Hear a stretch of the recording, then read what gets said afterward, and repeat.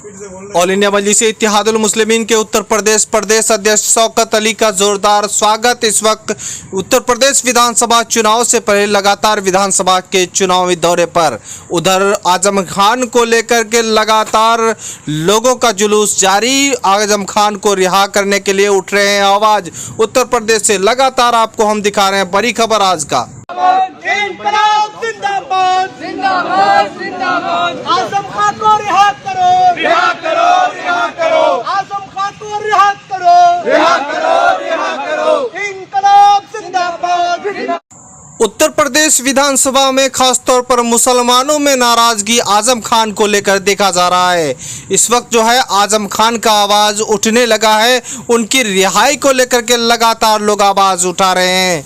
वहीं all India मजलिस इत्तेहादुल मुस्लिमीन के प्रदेश अध्यक्ष शौकत अली लगातार क्षेत्र के दौरे पर हैं और तमाम विधानसभाओं को चिन्हित कर रहे हैं लगातार। और ख़ासतौर पर उन्होंने इस दौरे के मौके पर उन्होंने प्रेस कॉन्फ्रेंस किया और उस मौके पर उन्होंने क्या कहा।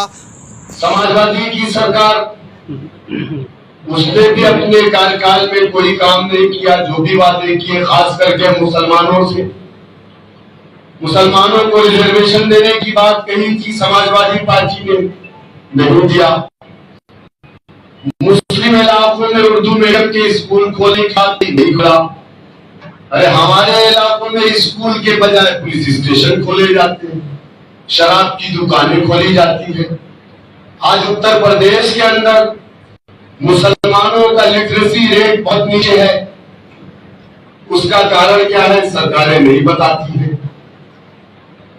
14% हमारी आबादी देश के अंदर सरकारी आंकड़ों के हिसाब से, वही जेल की सलाखों में हमारी आबादी 35% है। सरकारें जवाब नहीं देती है।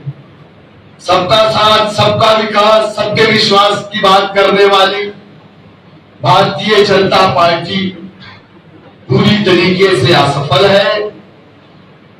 उत्तर प्रदेश के अंदर माननीय ओम प्रकाश राजभर जी की अगुवाई वाला भागीदारी संकल्प मोर्चा, जिसके अंदर 10 पार्टियां हैं, एमआईएम पार्टी भी उसका हिस्सा है, पूरे प्रदेश की 403 सीटों पर भागीदारी संकल्प मोर्चा अपना उम्मीदवार खड़ा करेगी। बीजेपी को समाजवादी पार्टी या बहुजन समाज पार्टी 2019 में मिलकर के नहीं रोक पाए तो ये अकेले कहां रोक पाएंगे।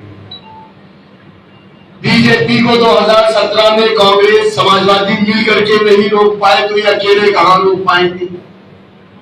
हमारा भागीदारी संकल्प मोर्चा, जिसका दरवाजा बीजेपी और कांग्रेस को छोड़ करके तमाम सेकुलर दलों के लिए खुला है, और हम चाहते हैं कि तमाम सेकुलर दल, खास करके मैं समाजवादी और बीएसपी की बात कर रहा हूं, अगर ये बीजेपी को हराने के लिए सीरियस है तो सिर्फ ब्राह्मण सम्मेलन कर लेने से ये बीजेपी को नहीं हरा पाएंगे। आजकल समाजवादी और बीजेपी, बीएसपी दोनों ब्राह्मण सम्मेलन, और इनको किसी का वोट नहीं चाहिए। ये लोग मिल करके बीजेपी को नहीं रोक पाए, और अगर ये अकेले रोकने की बात कर रहे हैं तो यकीनन उत्तर प्रदेश की आवाम को ये धोखा दे रहे हैं। कांग्रेस उत्तर प्रदेश में अगर चुनाव लड़ती है तो उसका सीधा सीधा फायदा बीजेपी को होगा। लोकसभा के इलेक्शन में आपने उस चीज को देखा कि कांग्रेस जहां जहां अपने कैंडिडेट को खड़ा की, एक सोनिया गांधी के अलावा राहुल गांधी भी चुनाव हार गए, लेकिन फायदा बीजेपी को मिला। कांग्रेस एक डूबता हुआ जहाज है, उस जहाज पे सफर कोई नहीं करता, जिसने किया वो डूब गया। लेफ्ट के अंदर वेस्ट बंगाल में लेफ्ट जो 45 साल हुकूमत में रहा, वेस्ट बंगाल में डूब गया। आरजेडी को कांग्रेस ने डुबा दिया। इसलिए मैंने कहा कि कांग्रेस और बीजेपी से हमारा कोई अलायंस नहीं होगा। बाकी दलों के लिए भागीदारी संकल्प मोर्चा ओपन। ये कोई भी सवाल आप मुझसे कर सकते हैं। बहुत बहुत शुक्रिया।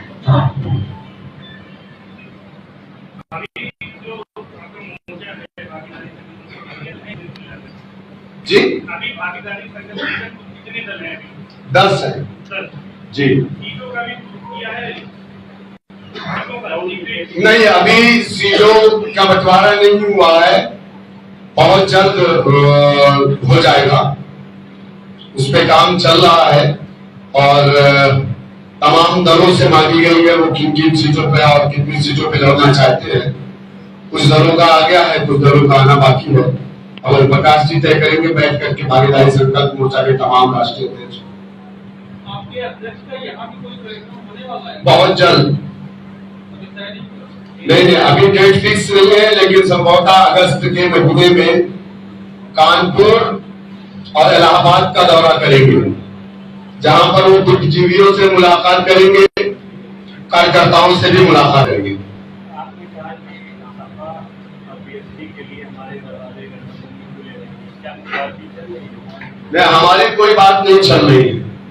जैसा कि बार बार अखिलेश यादव अपनी प्रेस कॉन्फ्रेंस में कहते हैं कि हम छोटे दलों से अलायंस करना चाहते हैं, तो इससे ये बात साबित हो रही है कि इस वक्त वोट बड़े दल के पास नहीं, छोटे दलों के पास है। तो छोटे दल सबसे ज्यादा अगर किसी के पास है तो भागीदारी संकल्प मोर्चा के पास है। अखिलेश यादव को बात करनी चाहिए भागीदारी संकल्प मोर्चा के कैंडिडेट से। अच्छा, भी आपने एक बात कही कि कांग्रेस जो देश की सबसे पुरानी बड़ी पार्टी अपने अस्तित्व के लिए लड़ रही थी, उनका जहाज आपने बताया है।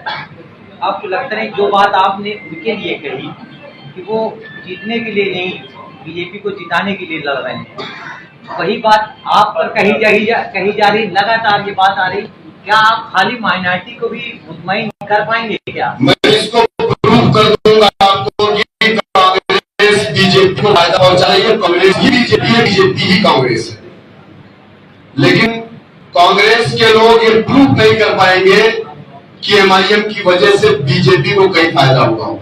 एक फायदा तो सामने दिख रहा है ना। आपने अभी कहा कि घर गिराए जा रहे हैं, मुसलमानों को टारगेट किया जा रहा है, इनकाउंटर किए जा रहे हैं, सारा कुछ किया जा रहा है। ओवैसी साहब पर बहुत ज्यादा मुकदमे या आपके लोगों पर बहुत मुकदमे, या घर तो अभी नहीं गिराया गया। तो लोग सोच रहे हैं कि बीजेपी जब मुसलमान को ही टारगेट कर रही थी, जो सबसे ज्यादा तेजी से बढ़ने वाली पार्टी आपकी है ओवैसी जी की, उन पर क्यों एक्शन नहीं ले रही थी? नहीं, आप एक्शन लीजिए, कौन मना कर रहा है? हम नहीं भाई, योगी जी। मैं तो नहीं, मैं कह रहा हूं, मैं चोर नहीं हूं, मैं चंडाल नहीं हूं, मैं क्रिमिनल नहीं हूं, मेरे लीडर का कोई क्रिमिनल बैकग्राउंड नहीं है, मेरा लीडर बंद कमरे में नहीं बैठता, मेरा लीडर सिक्योरिटी लेकर के नहीं चलता, मेरा लीडर ईमानदार है, साफ है, शफाफ है, इसलिए 1984 से वही 34 नंबर अशोका रोड की कोठी है। नहीं, इसका मतलब जो साफ शफाफ है उन पे एक्शन नहीं लिया जा रहा है। हमारे दो कार्यकर्ता आज 14 महीने से जेल की सलाखों में है। 14 महीने से बहुत हमारे